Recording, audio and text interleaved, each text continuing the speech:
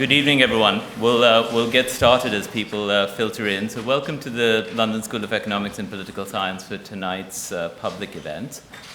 My name is Amil Dasgupta. I'm a professor in finance at LSE. I'm director of the Financial Markets Group, the research center that hosts this event. And I also lead the sustainable finance theme of LSE's new Global School of Sustainability. It's a pleasure to welcome you all to the Sheikh Zayed Theatre this evening. Let me say a few critical logistical things before we get started. So please could you make sure that your mobile phones are on silent. For those of you who post on Twitter or X, the hashtag for today's event is hashtag LSE Carbon. The event is being recorded, and we plan to make the video available on the FMG website.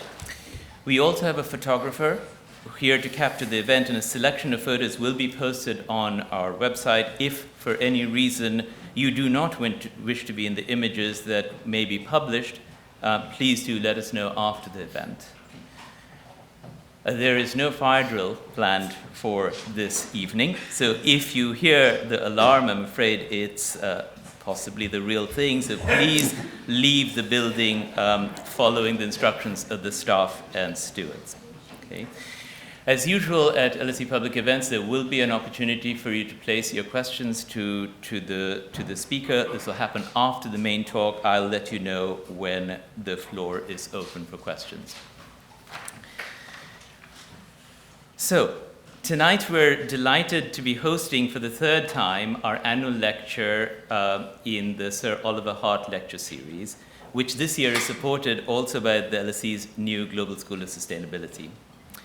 The Sir Oliver Hart lecture series and associated conference series were set up in 2023 to honor the distinguished British American economist, Nobel laureate, and former LSE faculty member, Professor Sir Oliver Hart.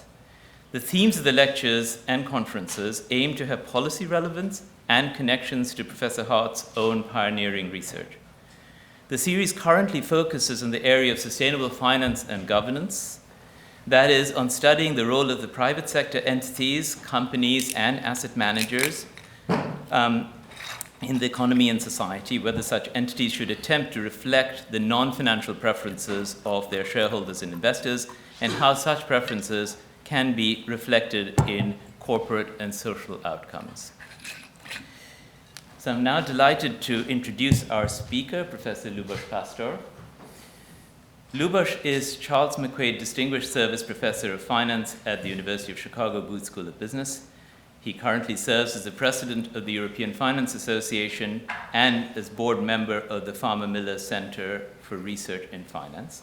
He served as president of the Western Finance Association, director of the American Finance Association, director of the Center for Research and Security Prices, board member for the National Bank of Slovakia, and associate editor of all the leading journals in finance at one time or the other. Professor Pastor's research focuses mostly on financial markets and investment management. His articles have been published in all the leading finance and general interest economics journals. Lubos has been awarded no less than 15 prizes for his various papers, including most recently the Ross Prize, and I won't list all his prizes. He's modestly told me not to list all of them. We'd rather get to his talk. Outside academia, he serves on the board of directors of Vanguard, the asset manager. Lubos has asked me to say that his views that he will present today are his own and not Vanguard's. He also serves on the advisory board of the Anderson Institute for Finance and Economics and the CRISP Index Advisory Council. Turning to the topic of this evening's event, Lubos is also a leading scholar in sustainable finance, building on his long-standing intellectual leadership in financial markets and investment management. In a series of papers over the past decade that Lubos will draw upon during his talk, he has significantly shaped, both conceptually and empirically, how we should think about the role of markets in sustainability, an issue that is of critical importance today.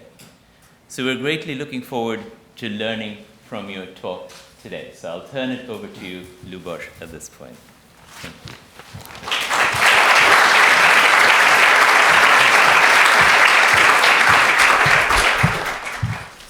so much, Amil, for your very kind introduction. Thank you so much for being here. It's wonderful to be celebrating Oliver's work. I've learned so much from Oliver over the years as a student, as a faculty member. He's written on so many different topics. For me, it's been mostly sustainability and corporate governance. Others have found other things in your work. Yeah, I want to thank you on behalf of the profession for having done all of these great things.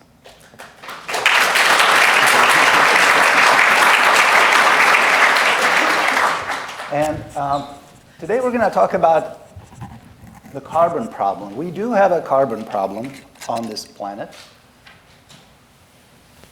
The concentration of carbon dioxide in the atmosphere has risen by about 40% over the past century, from 300 to 420 parts per million.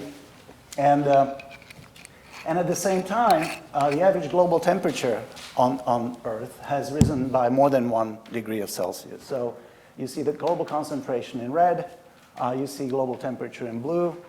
And climate scientists argue that the red line causes the blue line, at least to some extent. Okay? And that sounds pretty convincing to me. Yeah. Now, there's a variety of views on this topic. At one extreme, we have people who say that climate change is a hoax. Okay? I don't think that's right. At the other extreme, we have those who say that this is the single biggest existential threat to humanity. I don't think that's right either. We have bigger and more immediate threats, like nuclear war, rogue AI. Those could actually wipe humanity out. I don't think global warming is going to wipe us out. We are very good at adapting. But this is clearly one of the biggest threats faced by humanity. And it's very appropriate for us to do research and discuss it. And that's why we're here today. Now, where are all these emissions coming from? By far, the biggest emitter on Earth is China. China emits more than twice the emissions of the United States, which is in second place. China actually emits more than the US, India, Russia, and the United Kingdom combined. The reason is China is running largely on fossil fuels, and in particular, the dirtiest fossil fuel, that is coal. Okay? Last year alone, China burned more coal than at any time in the past, and it burned more than half of the coal on the planet. So of all consumers of coal, China consumed more than half. So China is a huge user of coal, as is India. At the same time, we cannot judge China only based on its emissions, because the other side of the coin is that China has done some of the best things in terms of innovating in renewables. China, as you know, is a global leader in innovating in solar, batteries, electric vehicles, wind. So it's very interesting that the same nation that is by far the biggest polluter is also doing the most for the planet in terms of solving the problem. A lot is going to hinge on China going forward. Okay? Much less is going to hinge on whether UK is able to reduce its emissions by 1%. Okay? You'll also notice that the US and UK, and in general the European Union, in the West, we have seen emissions slowly declining for the past couple of decades. Okay, just look here, slowly declining emissions in the US. Whereas if you look at Asia, whether it's China, India, Russia, or just about anywhere else in the developing world, emissions have been rising. And it's outside the West that we see higher population growth, higher economic growth going forward. That's where the solution must be, okay, to the problem. I'm going to come back to this later on. But we get the first hints of how we need to think about the problem. If we actually want to move the needle, we need to look at these big emitters and the future as opposed to the past. On a per capita basis, China looks a lot cleaner. There's a lot of capitas in China.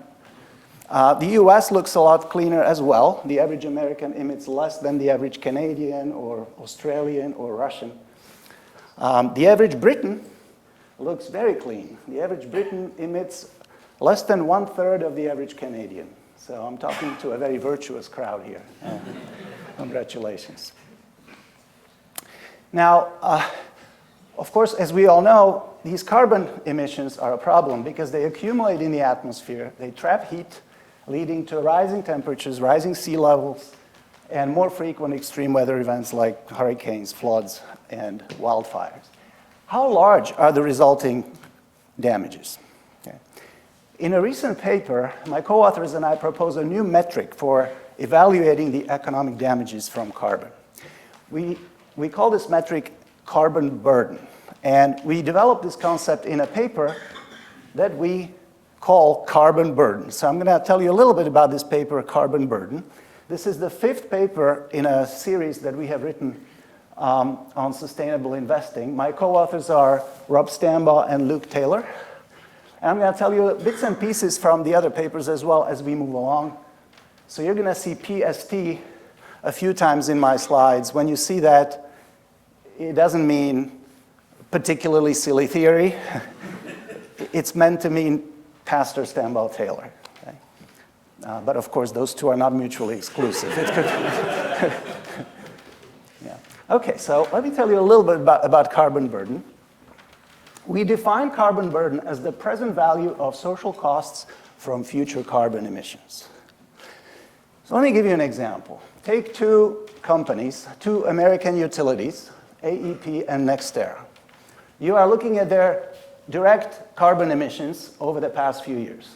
Okay? It looks like AEP has a larger carbon footprint. But if you look into the future, you take MSCI's forecasts of their future emissions, it turns out that AEP has according to MSCI, has a more ambitious and more credible decarbonization plan than the other company. And if you evaluate our metric, carbon burden, then AEP actually has a substantially lower carbon burden than NextEra. Okay? We argue that looking into the future is very important. That's what we'll be doing. Looking into the future is kind of a constructive way of thinking about this problem. Now, to be precise, carbon burden, we define carbon burden as, like I said, the present value of all future damages. So this is a very simple present value formula where there's a discount rate rho, C are expected carbon emissions, and SCC is the social cost of carbon, which I'm going to tell you about in just a moment. Okay? Notice that this is a present value formula. This is like a present value of future dollars, or pounds if you like. And in that sense, carbon burden can be compared to market value, because you calculate the market value of a company, it's the present value of future dividends, present value of future dollars. In the same way, carbon burden is the present value of future dollars, of future dollar costs associated with carbon emissions. So I'm going to show you some comparisons of carbon burdens with market values in just a minute. But before I do that, I want to tell you how we calculate these carbon burdens. So we need this magic number, the social cost of carbon, which reflects the net present value of economic damages associated with 1 ton of carbon emitted at a given point in time. That is the hardest part of the problem, by the way. We are not going to calculate our own social cost of carbon. We're going to build on the work of others. Specifically, US government agencies got together under the leadership of the EPA, and a team of maybe 100 persons from various fields have put together forecasts of the social cost of carbon going forward. Okay, so there's like a multi-module system that they have. They first forecast population growth, income growth. Based on that, they forecast future emissions. Based on that, they forecast temperature changes, sea level rises. Based on that, they forecast damages, and then they discount them to the present. So there's a whole thing. We're just going to take it as given. Okay, we have zero contribution there. They came up with these forecasts. So for example, as of today, they're forecasting they're saying that 1 ton of carbon emitted to the atmosphere has a net present value of damages of about $200 per ton. Okay, so these are the estimates I'll be working with for the 2% discount rate. We're also going to take discount rates from them, so 1.5, 2, and 2.5. If you don't like these costs of carbon, if you think they should all be half, all the numbers I'm going to show you are still valid, just divide them by 2. Okay, so these are the estimates of the social cost of carbon. These are the forecasts of aggregate US corporate carbon emissions going forward.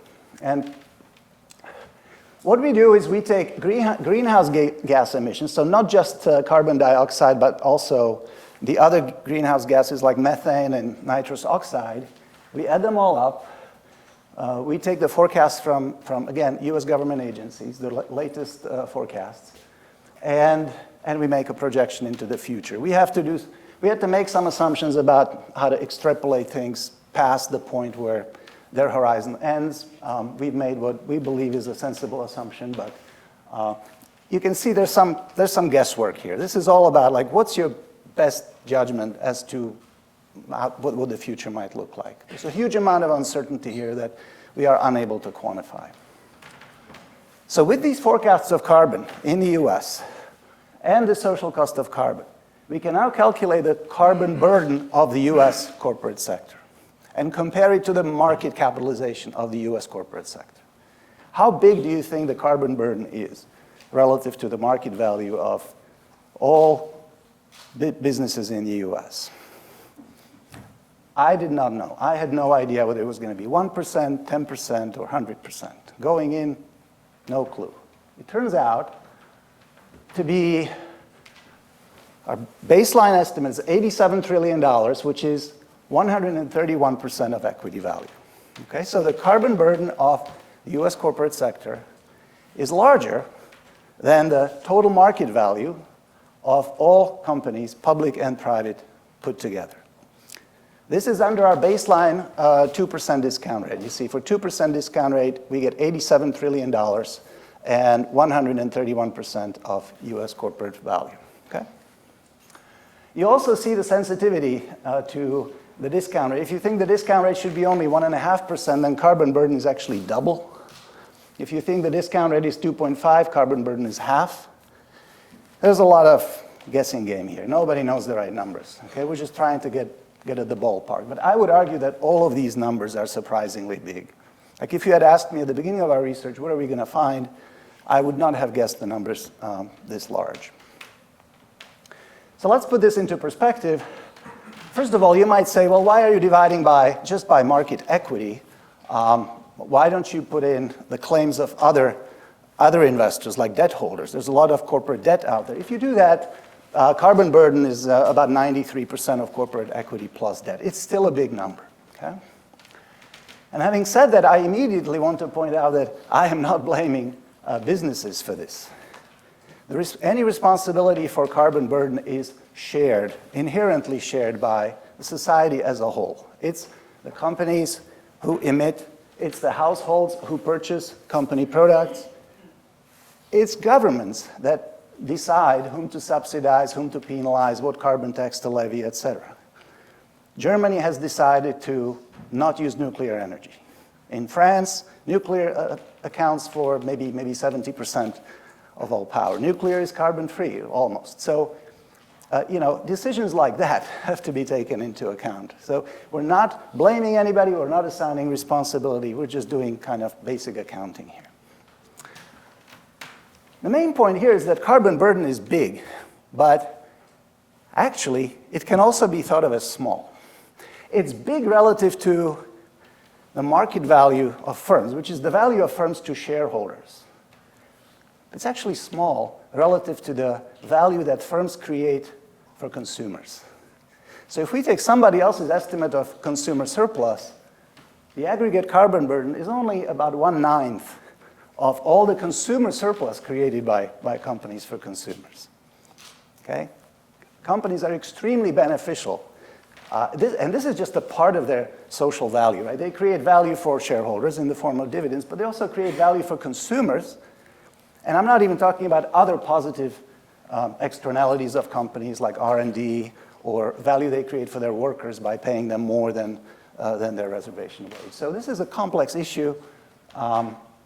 And sometimes people focus too much on just the market value of the firm. So the whole value of a firm to society has so many other pieces. Okay, this is all sort of at the aggregate level. We also look at the firm level in the US. We take forecasts from this company, MSCI, that I've mentioned already.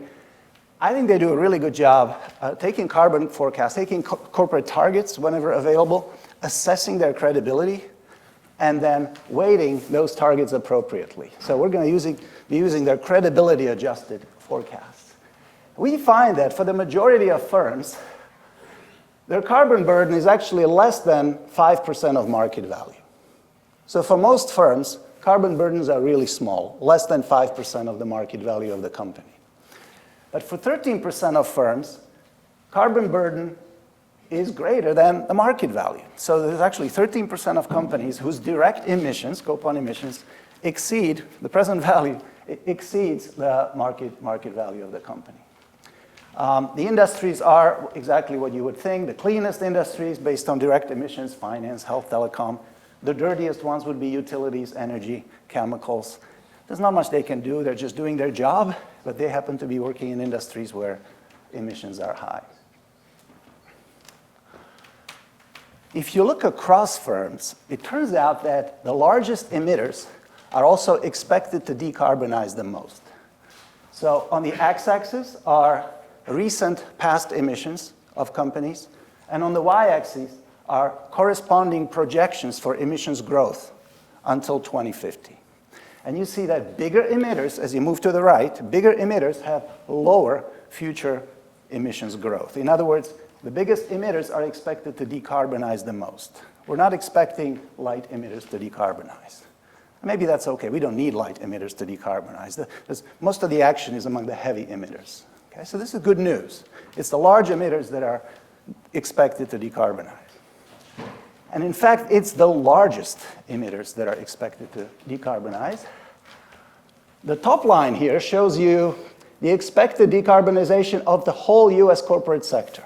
Okay, so you see, US companies have already been decarbonizing. This is the past 15 years or so, clear decarbonization in the United States. And that is expected to continue. But it's all driven by the 30 largest emitters. Top 30 firms, that's this line here. Top 30 firms account for more than half of all emissions in the US. And it's those 30 firms that account for all the decarbonization projected through 2050. The remaining 2,411 firms are not expected to do much. They're kind of flat. So these largest emitters are absolutely crucial to future decarbonization. And I think we need to work with them. Instead of vilifying them, we need to work with them, help them get there. They are essential. Without these largest emitters, we're not going to get much decarbonization. Okay, now how can sustainable finance help? It turns out there's a lot of disagreement or misunderstanding among academics and the general public about how useful sustainable finance can be. So here's a research paper that I received in my inbox 2 days ago. There's a very nice paper that did a survey among 2,000 German retail investors and almost 200 academics who have written on these topics. And they asked them a simple question. Suppose you invest 10,000 euros in a green fund, like a mutual fund or an ETF. What's the effect of that action? How much are you going to reduce the average person's carbon footprint? Well, retail investors tend to be pretty optimistic, right? You actually have some people believing you can reduce the average person's footprint by 60% with 10K. Good luck. Okay? That can't be right. Academics are much more skeptical. A few are actually surprisingly optimistic, but by far the modal answer here is zero. Okay? 10,000 in a green fund is going to have just approximately zero effect on carbon footprint. So there's disagreement here, and I'd like to walk you through some arguments from academia, which should perhaps help us see what are the pros and cons, what are the challenges that sustainable investors face, and why academics are here and not where the retail investors are. So how can sustainable investing help? There are two basic approaches. We're going to talk about both. People refer to them as exit and voice. Exit generally refers to adjusting your portfolio. So typically kicking out brown stocks from your portfolio or overweighting green stocks in your portfolio. Divestment in particular refers to a full exclusion of stocks you don't like. Portfolio tilt is a partial exclusion. We'll talk about both. And then voice refers to engagement, where shareholders engage with companies whose owners they are. Okay? You can talk to management, you can vote, you can even advance shareholder proposals to try to shape how the company behaves. Now, a fundamental contribution to this literature is due to Oliver and Luigi and their co-author.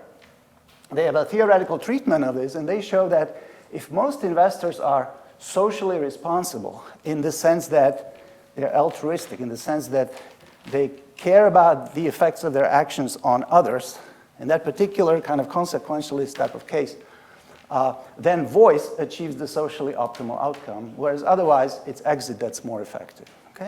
And it's not clear which of these two worlds we live in. But anyway, it's very good to have a formal treatment that gives us some guidance. We're going to talk about both. Starting with voice, there's a fair amount of empirical evidence showing that voice can be effective in some settings, and also that institutional investors prefer engagement to divestment when addressing climate risks. There are also some challenges, though. One challenge, for example, is that if you put pressure on public firms to, let's say, decarbonize, they can do something very simple. They can sell their dirty businesses to somebody else, like a PE company, who's less visible. This is happening. These are two recent academic studies showing you evidence of this. Putting pressure on public firms to look greener, no problem. We'll sell the dirty oil well to someone where you're not going to see it. Okay? Ownership changes, but emissions remain. So that's one challenge. Then there are issues of investor size. Okay? If you're an investor who's too small, your voice is not going to matter much. If you own 2 shares of a company, you're not going to make much difference.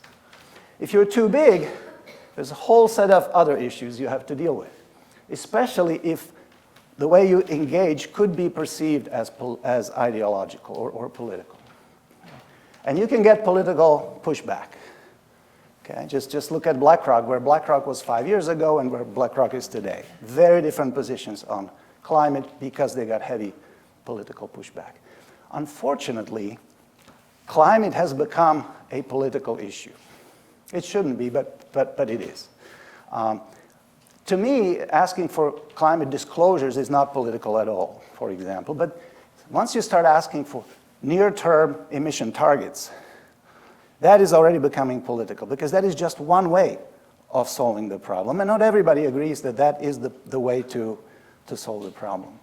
So there's an issue with large asset managers expressing voice, because if they're perceived as being political, they shouldn't be surprised if politicians decide to get involved. In the same way that if universities become involved in politics, we shouldn't be surprised if politicians become involved in universities. Okay? I think that neither universities nor large asset managers should be political in their actions. So that's a big problem right now. A related problem is investor coalitions, which effectively increase your size if you're small. You get into a coalition with others, and now you speak with a bigger voice. These are coalitions like NZAM, the Net Zero Asset Management Initiative, which existed until recently. The biggest investors have left NZAM because of antitrust concerns. These are real issues. Right now, there's a lawsuit in the United States where 13 states are suing the big 3 investors, BlackRock, Vanguard, State Street, over antitrust concerns. They're basically saying, you guys have colluded because you were part of the same climate coalitions like NZAM. And because you've colluded, you have suppressed coal production to the extent that electricity prices in my state are higher. And you need to compensate consumers of the following 13 states for the higher electric bills. This is going on as we speak. Okay? And I'm not speaking to the merits of the lawsuit, but it is something you have to keep in mind if you're an asset manager. This is on the table, and courts will decide, presumably, or maybe a settlement will be reached. We'll see. What are the potential solutions to the issues of size? One that seems particularly promising is pass-through voting, where especially the big 3 have created programs allowing their end investors to cast their votes, so that it doesn't have to be BlackRock voting on your behalf if you're a BlackRock investor, but instead BlackRock invites you, if you own a few shares of a BlackRock fund, to actually cast your vote, or to decide in what way BlackRock should be casting your vote. Okay? And we can talk about these more later if you want. I think this is promising. I'm hopeful that this will get us far. There's a very nice alternative developed by Oliver and Luigi, along with Helen Landemore, of investor assemblies, which is the idea to apply that, Can you still hear me? It's like citizen assemblies in the European Union, except the decisions here would be about how funds should vote on contentious, let's say, moral issues. I think it's a fascinating idea that definitely deserves further consideration. Portfolio tilts is another way that sustainable investors can express their views. The basic idea is to tilt towards green assets and or away from brown assets. And in one of our papers, which just came out in the Journal of Financial Economics, we measure the extent of these green and brown portfolio tilts.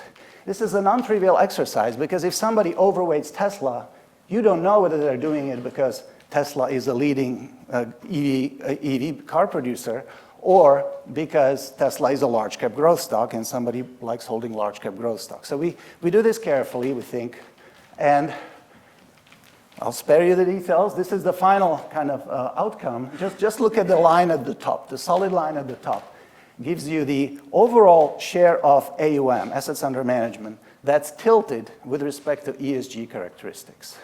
Okay, so about 6% of assets under management of US institutions is tilted with respect to ESG. Now, in case you're wondering, how come this line is not growing? I thought that ESG grew over the past decade.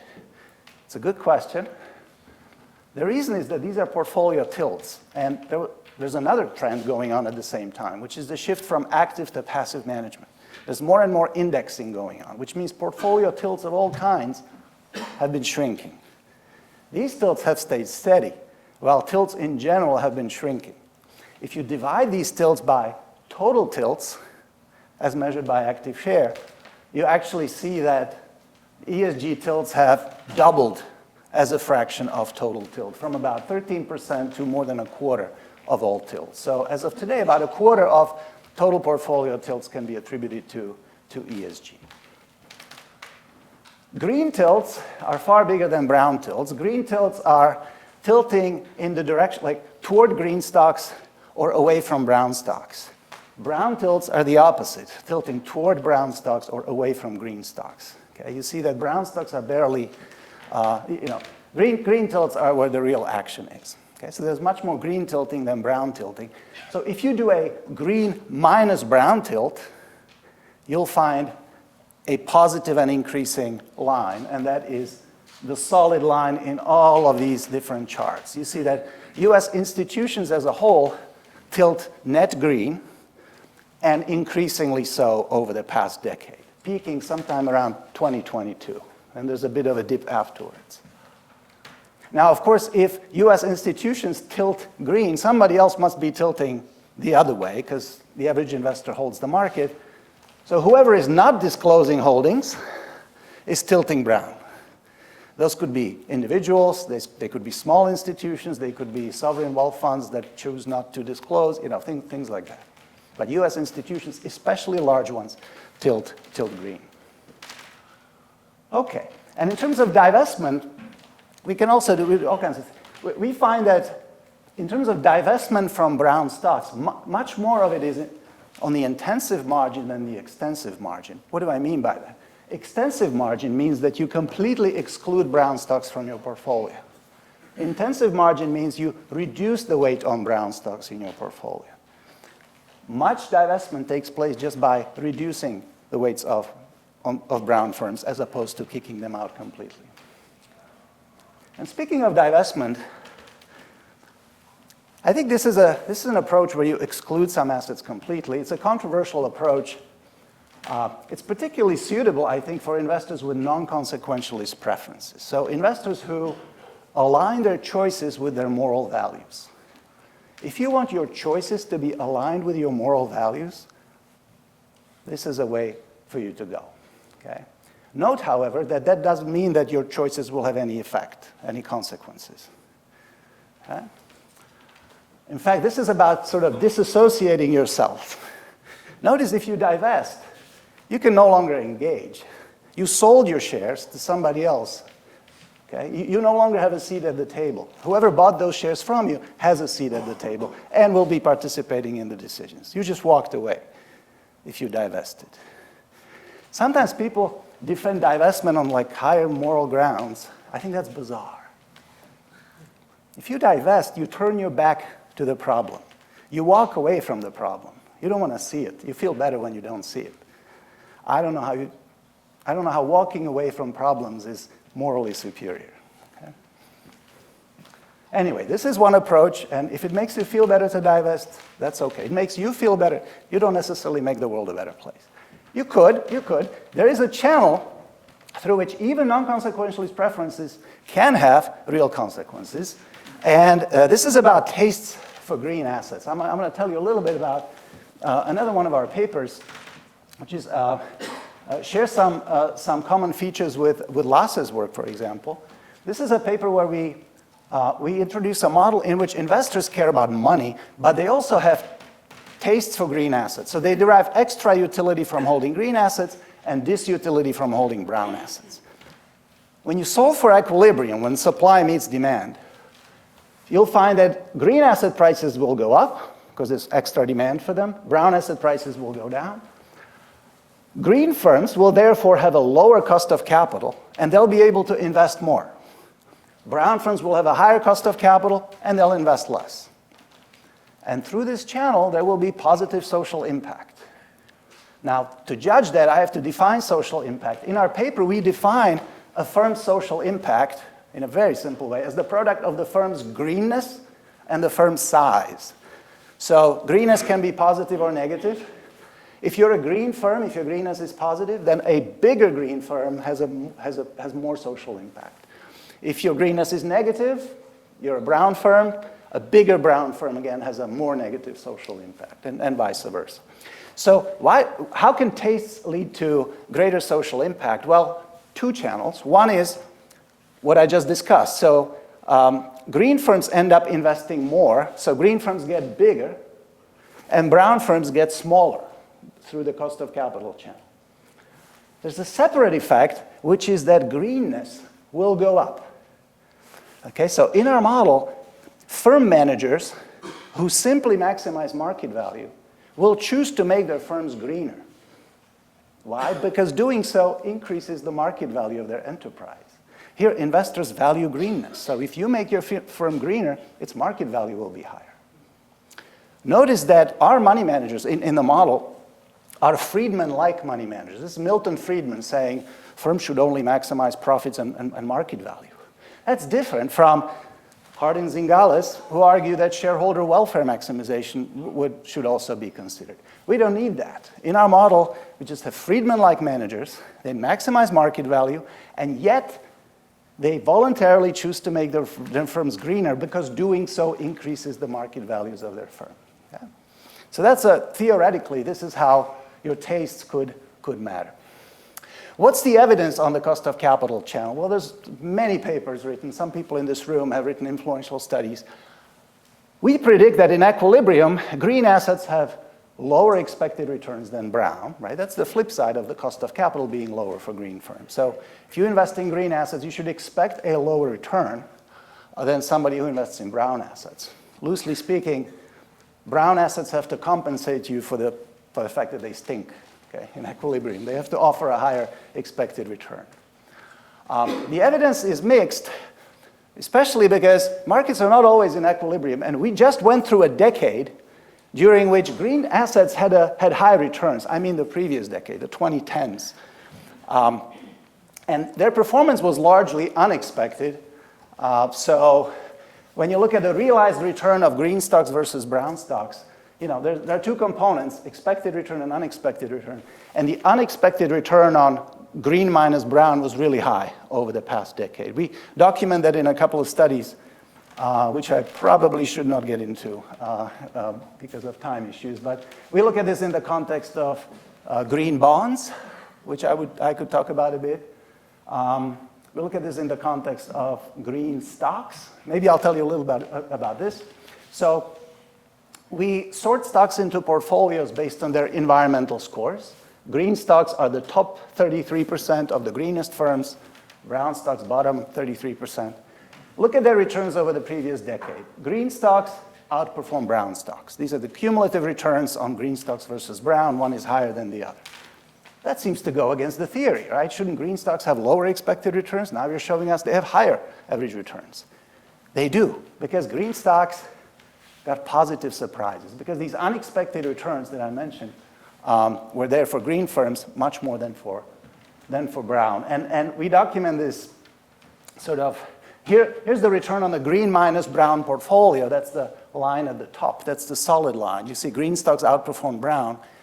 But when we strip away the unexpected components of returns, subtracting the parts of the return that's due to news, we end up with actually slight underperformance of green stocks. Okay? So one way to get at expected return is to subtract unexpected returns from realized returns. That's what we're doing here. Another way is to look at ex ante measures of the cost of capital. Here, the most popular measure in the literature is the so-called implied cost of capital. Okay? We use analyst forecasts, usually, it doesn't have to be, of future cash flows, and you solve for the discount rate that makes the market price equal to the present value of future cash flows. And then that solution is your implied cost of capital. So in our paper, we show that green firms have had lower ex ante measures of cost of capital than brown. That's good news for those who want to make a difference through the cost of capital channel. How big is the difference between the two lines? That's what we plot down here. The difference is somewhere between 0.5% and 2.5% per year. Okay? Decreasing, or increasing in magnitude since 2016 or so. Okay, so again, what is this? This means that green stocks have lower expected returns than brown by about 1.5% per year over this period of time. We are not the only ones who have written on this. Lasse here has a nice paper with co-authors where they go after the same thing, but with a more sophisticated approach in terms of measuring the greenium, the difference between the risk premium of green and brown. And they get values that are slightly smaller, like minus 1%. Where we had 1.5, they have 1%. Give it, kind of the same ballpark. The latest evidence I have on this, and this is new, I'm pretty sure none of you have seen this, is what happens when you sort stocks, when you define green and brown stocks based on their carbon burden. Okay, so green stocks are those that have low carbon burdens. Remember the definition of carbon burden? And brown stocks are those that have high carbon burdens. We then run regressions of expected return, ICC, implied cost of capital, on carbon burden divided by market cap. And we find a significant and positive relation. So firms that are more brown, that have higher carbon burdens, have higher expected returns. Okay? When we run the same regression with past carbon, like last year's emissions, divided by market cap, we also find a positive relation. So again, brown firms have higher expected returns. When we put both of them in, future carbon drives out past carbon. So it's actually future carbon that matters more for asset prices than past carbon. Investors seem to be forward-looking. Maybe there's a risk premium for carbon tax risk or something like that going on. And this holds true whether or not you control for characteristics. Okay. There's other evidence on the greenium. Let me just move on and talk about some challenges before I conclude. So just like we talked about challenges for voice, there are challenges for exit. One is the greenium, the difference between expected returns of green and brown assets cannot be very large, because if it were large, some investors who don't care about greenness could just arbitrage it away, right? If I give you a large enough greenium, you'll be like, you know what, I care about the planet, but the 3% extra would be nice to have, and you just go in. So there are some limits as to how big the greenium can be, just like there are limits on how negative an interest rate can go, right? Moreover, Lasse has some nice work showing that even a non-trivial greenium may not make that much difference. Even if it's 1%, 1.5% per year, it actually, if you translate it into a carbon tax, and this is kind of the clever thing about what Lasse does, he translates a greenium into a carbon tax, it's like a very small carbon tax.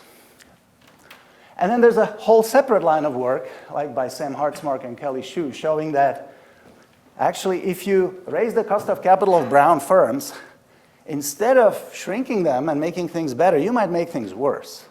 Because now that they'll be starving of capital, they won't have enough capital to invest, they might just cut green projects before they cut brown projects. Okay?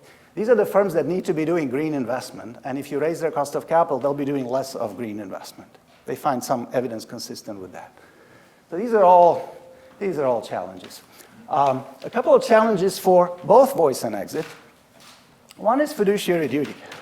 Asset managers will often listen to you, oh, this is nice, but I have my fiduciary duty. I have to just maximize returns for my investors. Well, yes and no. It depends on the legal interpretation of fiduciary duty, and that differs across countries. So in particular, in the UK, if you do a survey this year, 91% of investors will say, actually, I think ESG considerations help me fulfill my fiduciary duty to investors. You do the same survey in the US, and only 1/3 of investors will agree with that statement. It also depends on who you are. Are you a pension fund guy, who has to go by the ERISA pension laws, which are pretty strict on fiduciary duty? Or are you some other manager where fiduciary duty is less clear? But in the end, you're exposing yourself to the whims of the courts if you're not careful. And then there's the question of democratic legitimacy. Sustainable investing in general is investing where investors try to change things. Well, the average investor is not the average citizen. In particular, the average investor is much richer than the average citizen. Right? Investors are richer than non-investors. So we're talking about preferences of the rich being reflected in the behavior of let's say, ESG funds. Often, if there's a trade-off, if you can choose between alleviating poverty or mitigating climate change, you can see how the average voter, median voter, could easily go for alleviating poverty at the same time that the median investor could choose to go for climate improvements. And we just have to be careful here. Ideally, we would have just policy solutions. Democratically elected leaders should just lay it out for us. This is how we'll do things. My final slide. So, can sustainable investing help solve the carbon problem? Yes, a bit. We talked about some of the paths, but this is far from enough. I mean, if this is the best weapon that humanity has to fight global warming, then we're cooked. Literally. Okay. We need something else. Well, how about carbon tax? This is the economist's dream, right? A typical academic economist will say, this is not a problem at all. Just levy a carbon tax equal to the social cost of carbon, and we're done. Yeah. The carbon tax is not going to be global, because you would need the US, China, Russia, and everybody else to agree on a global carbon tax, which is not going to happen. And even if it did happen, there would be no global enforcer of this global carbon tax. So I'm not really hopeful there. You can have a local carbon tax, but if you do that, of course, production can migrate elsewhere. Britain used to make a lot of steel based on its coal power plants. You don't do that anymore. You don't have any more coal power plants. Now you're importing steel from India, which is making steel using coal power plants. Okay? And you're getting it on diesel-powered vessels on the way here. Another problem with a carbon tax is that it's not popular politically. It's regressive. Just look at the Yellow Vest movement in France. So a carbon tax has issues. How about reducing our own carbon footprint? How about we all bike to work? We can do that. But remember, we talked about this a bit at the beginning. There's 1 billion people who live in the West. There's 7 billion people who live outside of the West. And that's where all the projected growth in emissions is in the future. What we do here, we really need to focus on ensuring that the 7 billion people are decarbonizing. What's the best way to do that? Incentivize clean energy innovation. We need to make things cheap. Make renewables cheap, make their storage cheap. Storage is important because renewables are intermittent. We've made huge progress here. Well, China has made huge progress here. Okay, so this is good, this is good.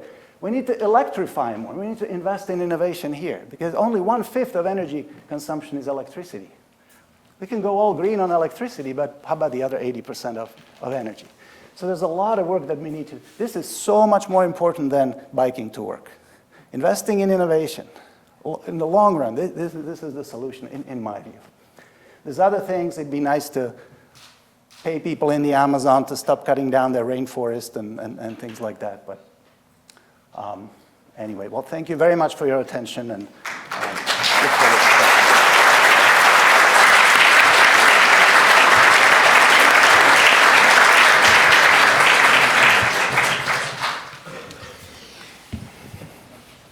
Well, thank you so much, Lubos, for that very, very interesting talk. So I'll seat you here, and then at this point we have about a limited amount of time, but about 20 minutes where we can engage with audience questions. So here's how we'll do it. Please do raise your hands, and I'll select questions in rounds of 3. Okay? Please let us know your name and affiliation. Microphones will be brought to you. And we're, as always, particularly keen to hear from our students and alumni. Okay. So, shall we start with a question over there? Hello, Ellen Quigley, University of Cambridge. I wondered if I could suggest a friendly amendment to the carbon burden calculation such that it would include lobbying activity, including through trade associations, because that should surely kind of form part of the total impact the company has, since it changes the policy environment that you rightly pointed to as important. There's a question over here on the left. Hello, it's Ben Yo at RBC Global Asset Management. A couple of questions, kind of thinking of second-order impacts. So one was a more political economy question. You noted countries like the UK have a relatively small carbon footprint as of now, but there is a sense that as leaders, that what they could do might signal to other things in the rest of the world, and therefore play an outside role to that, particularly to the rest of the world. I'm interested in how much you think that is a channel which can be used, and if so, what are the responsibilities for those who might have a smaller carbon footprint but may have a leadership role? And the second one is also a kind of second-order thought as well. This relates, I guess, to carbon burden, but also generally accounting. So that there is a consensus that you do need to electrify the world. In order to do that, you would need things like copper or semiconductors. And obviously, copper companies and semiconductor companies themselves are quite high intensity. So there is this thought that maybe you could look into, call it life cycle or scope 4, scope 5, to try and do that. Because if you did a sort of simple carbon budget, you would say, well, no copper, no semiconductors, and that obviously doesn't work. How should we think through that kind of enabler or downstream, and sometimes they're quite long life cycles, and do we think we have the techniques and mechanisms to do that, and how does that relate to carbon burdens? Thank you. Great. There's a question over here. Yep, please. Thank you. Hi, Olivier Lebleu from FCLT Global. How do we reconcile the fact that you've demonstrated sustainable investing doesn't work with the need to incentivize technological innovation investments? Excellent. Well, thank you. So we'll take those 3 in the first instance, but if I might abuse my position as chair, I'll only do this exactly once to add a 4th question to the first round, which is at the beginning of your talk, you argued that China is not only the highest carbon emissions generator, but also leads the world in renewables. So it would be interesting to understand that dichotomy from your perspective. Well, thank you so much for all these great questions. The lobbying suggestion is a very good one. We've looked at lobbying, actually. It didn't make it in the paper, but we have an interesting result that firms with larger carbon burdens engage in more lobbying. So it's not that surprising, you know. If a referee asks for that in the future, we'll put it in. But yeah, I thought you might agree with that. Should Western leaders send a signal, kind of lead by example to the rest of the world? I definitely agree there's some value in doing that. are they going to succeed in convincing the rest of the world? That's the big question. If you're a democratically elected leader of Nigeria, Pakistan, India, and you're choosing between saving the lives of your citizens today versus improving the environment so that people 50 years from now have a better life, I think your trade-off is different from the trade-off of people in the West. So I'm not sure that moral suasion is going to be that effective. I think it's worth doing, don't get me wrong. I do think that we need to do better than that. I think the best thing we can do is what China has done for us, which is make these solar panels really cheap, make these batteries really cheap, and then we don't need any moral suasion. Then nations will adopt renewables because it's cheaper for them, and there's no trade-off between saving lives of low-income people and making climate better. I'll turn to Amil's question directly. It was a great question about China. So indeed, China is a global leader in green, right? EVs, solar, wind, batteries.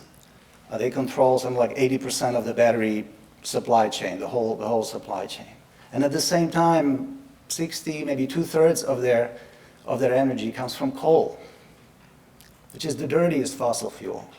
Why are they doing both of these things? I actually think this has a lot to do with geopolitics. And China's concern is not so much about saving the environment. I think China's concern is national security. Okay, so China doesn't have much oil. China generates about 1/4 of the oil that it needs. It doesn't have much gas either. So China is short on oil and gas. And I think it's worried. It now has a new friend, Russia, but it's a fickle friend. So China might be worried that if there's any military conflict in the future, it might lose access to its oil and gas imports. And it wants to be self-sufficient. All the green stuff, solar, wind, totally self-sufficient, right? Nobody's going to take your wind, your sunshine from you. So green stuff is very good for national security. Coal is very good for national security because China has an abundance of cheap domestic coal. What it doesn't have is oil. So I think that's why I think China is going on these two very different engines. I think their primary motivation is just national security. And by the way, I think the US is doing something similar. The US has moved in the other direction recently under the new administration. And I believe that has to do with, again, national security. If you go too far in the direction of green, in a world where China controls 80% of the supply chain in batteries, electric vehicles, etc., you might end up being at the mercy of your geopolitical adversary. And the US does think of China as its geopolitical adversary. Europe doesn't seem to be thinking that way. Europe is fine with this. But this is the concern of the US. The US has become the world's largest oil producer. The US has become an exporter of gas. LNG to Europe has been coming mostly from the US in the past few years. So the US knows that they're strong in oil and gas. So it's almost like, I'm a little worried, it's almost like we're getting ready for some military confrontation and the two big superpowers are just doing what's best for them in terms of national security. Interesting. Very good. Okay, another round of questions. I saw there's a question from all the way over there, the gentleman in the tie. Yeah, hello. Sylvester Becker, European Bank for Reconstruction and Development. Thank you very much. It was quite an interesting talk. I have a few, not just questions, but also comments maybe. When we look at, and this has also been asked here about emissions, the reason why we look at CO2 is because it's the most stable molecule in the atmosphere. That means it's not just about emissions that we currently emit, but also what has been emitted in the past few years. You've been only showing the last 20 years of emissions, but not before. So when we look at that, we see that the accumulative emissions that have been emitted over the past year, China is actually not that much ahead. It's actually still behind the US. So there's this inherited CO2 emissions that we also need to talk about. And the other thing is, I found it very interesting that you said the surplus of carbon burden is only 1/9 of the surplus of consumer surplus, I think. And I like this number because carbon is only 1/9 of the planetary boundaries that we need to look at. And we currently have surpassed 6 of them. So it is not just CO2 emissions that we need to look at, but also biodiversity and other biodiversity loss, water, freshwater loss, and other issues that are actually also taxing us in a way. Thank you very much. The lady over here, just in front of you, thank you. Hi there, and thanks for the chat. My name is Sabine. I work in sustainable investments for Sevian Capital, which I believe is the currently largest dedicated activist fund. So I was curious to hear you speak about the role of tilts and exclusions, but I'd be curious, on the one hand, to hear your view on how investing in brown and trying to make it better, is there a role to play there, and have you seen any impact there?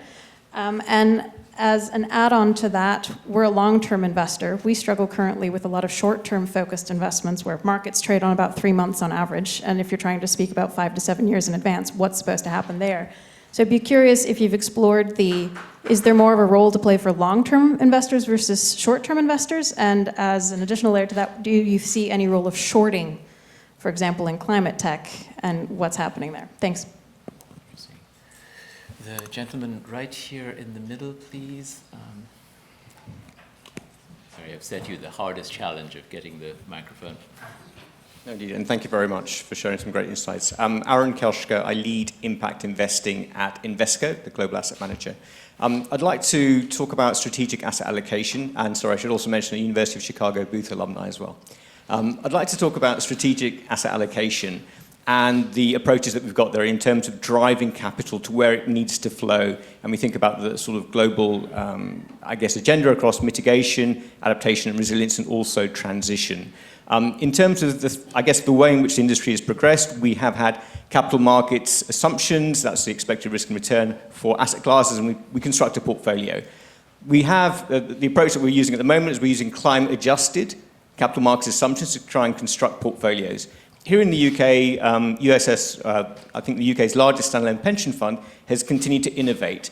They're using climate scenario analysis within the context of their strategic asset allocation, using 2 sets of pathways, technological factors, as well as policy making to help drive what would be their strategic asset allocation. We'd love to hear your thoughts on addressing the problem with respect to how we can strategically asset allocate. Thank you very much. Sure. Wow. No shortage of excellent questions. Thank you. The first question was about, why are we looking into the future? Why don't we look at the past? In the past, mistakes were made, etc.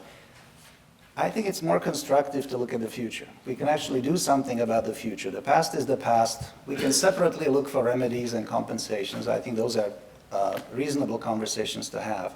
But they are more about sort of sorting out debts from the past. I would separate that from solving the climate problem, which is all forward-looking.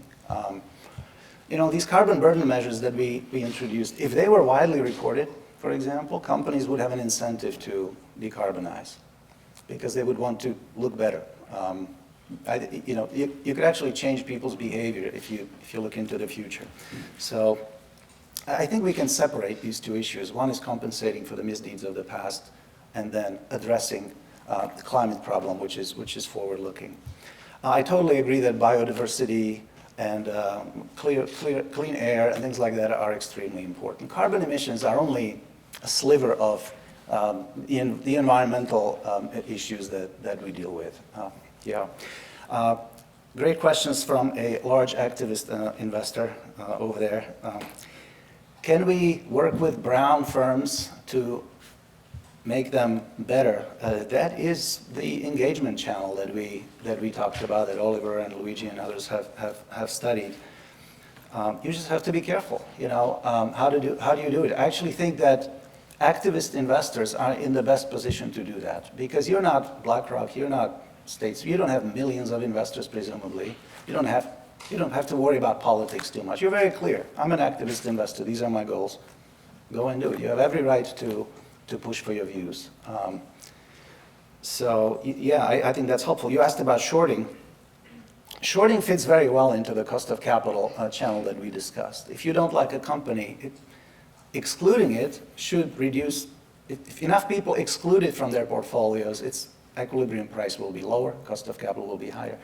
If enough people short it, It's the same effect, just amplified. So you should be able to increase the cost of capital even more for a brown company if you short it. I don't see a logical inconsistency there. Yeah, and a strategic asset allocation, look, there's a deeper question in terms of long-term investment, also looping it with the long-term investment question earlier. In the long term, companies want to maximize financial returns, and that doesn't mean not paying attention to carbon, not paying attention to climate risk. All of those things matter in the long run. Ideally, we would have clarity from governments, democratically elected governments, about what is and what isn't desirable, and then suppose the government incentivizes certain activities versus others. Long-term capital will just go there naturally because that's where the subsidies are. So I would just say watch out for what governments are doing and benefit from that. I'm sure there's much more that can be done.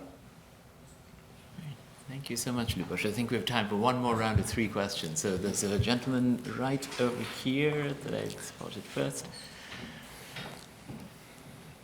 Perhaps from this side would be easier.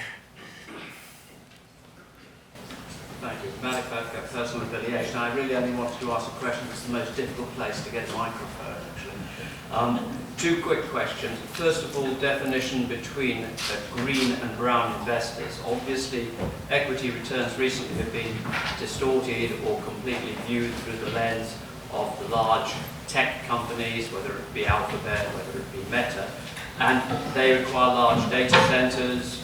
You've got NVIDIA as well. Do they really count as green companies as such in that analysis, or are they rather like, as you pointed out, the UK importing steel and its carbon from somewhere else, exporting its carbon, importing its steel? And the second very quick point is with regard to governance. You said, well, you've got democracy on the one hand, and then you've got the rich investors on the other. Well, you also made the point, pass-through voting. Actually, the investors aren't rich, their agents may be rich, and they may capture the votes of ordinary people. That's one element. But we probably have a much, much bigger problem, which is decisions made by companies are based on a governance system of £1 or $1 one vote, whereas democracy is based on a system of one person, one vote. So we have created the purest form of plutocracy ever devised in the history of mankind, and that's what's driving this process. Right. More questions. There's a gentleman right there. Easy to get the microphone to him. Thank you. That was very strategic. Hi, Ashfaq Al-Fan, Director of the Sustainability Regulation Observatory at LSE. Interesting, on the point about incentivizing clean energy technological innovation, money is tight at the moment, especially with the threat of Russia and all that. And I wanted to go back to this, the carbon tax, and the greenium. Surely one way is to have a tax on investor returns, differentiating between green and brown, as a one way to shift resources, investments from brown to green, in a way that doesn't actually put a lot of pressure on the government's purse. Now, obviously, we live in an age of mobile capital, but we know that just shifting the incentives in one part of the world can make a huge difference. I mean, in the same way that subsidies in Germany made such a huge difference and actually lay the groundwork for China's renewable investments. So it'd be good to hear your thoughts on that. Thank you. And one final question. Can I take it from the gentleman over there? Hi, I'm Martin Newson. I did my undergrad here in economics, and until recently I was chief executive of a company in the climate finance space. I was wondering what you thought. There was a Maren Scholes paper out in the last few years, written with Ashwin Alankar, who said, forget voice, forget exit, but just put the portfolio that you want to have unconstrained, and then offset your emissions with carbon credits. And I know carbon credits have been very negatively in the press over the last few years, but you still got Carney pushing for them and stuff like that. So I was wondering why that, for example, wasn't on your list here, given that Myron Scholes is quite a well-known economist. And anyway, just a question. Yeah, thank you so much for another round of terrific questions. So are big technology companies green, given that they build all these AI data centers that are going to consume all this energy? That's an excellent question. I don't know if you knew, but if you type in a question into ChatGPT, you're going to consume about 10 times more energy than if you type it into a Google browser. Okay, so I think that's behind your question. Demand for electric power is going to grow much more sharply today compared to what we expected 2 or 3 years ago. Now, does that mean AI is not green? I actually think this is a small negative effect. There's a much bigger positive effect of AI, which is that it's going to help us with the only thing I put in boldface on that slide, and that's technological innovation. If we want to solve problems like electrification, nuclear fusion, which is always 5 years away, right? We want to solve these problems. AI is going to be helpful. And yes, in the short run, energy demands will go up. But what matters is the long run. What matters is whether we actually make these breakthroughs. And this is where AI is invaluable. So I'm very happy about the AI developments with respect to solving the climate problem. I think it's a net plus, not a net minus. Should we put a carbon tax on investment returns? And what would happen as a result? I think if you impose a carbon tax, whether you do it on returns or on products, the incidence of that tax could end up being, it could show up in unexpected places. So who's actually going to end up paying that tax? One thing that will happen if you put it on investment returns is the expected rate of return on equities will have to go up to compensate investors for that tax. So it's like increasing the cost of capital of the companies affected by this tax. It'll have similar effects to the effects of tastes that we have discussed. And more generally, if you impose a carbon tax, what's going to matter is the elasticity of demand for a given firm. Utility firms, some of the biggest emitters, are not going to be affected much by carbon tax because the elasticity of demand for power is very small. People will, I'd be happy to buy the same amount of electricity if they doubled my electric bill. You probably would too. So it would all be passed through to consumers. Just with carbon tax, we just have to think, it's not like you choose who's going to be penalized. The market will choose who will bear the incidence of carbon tax. And on all carbon offsets, the reason I didn't put them on, it's not that I don't think they're useful. Like you said, there were some abuses of carbon offsets in the past. Many clever people, dedicated people are working to improve that, and hopefully they'll succeed. Yeah, I don't have much to add there. I'm cheering for them. Great. Well, thank you so much. In the interest of time, I'm now going to call this event to a close by thanking all of you for being here, for joining us, and for asking such engaging questions. You're warmly invited to join us for a drinks reception directly outside the lecture theatre. And finally, if you join me in thanking Lubos very warmly for giving us such an interesting talk and for taking time to answer and engage with our questions so fully.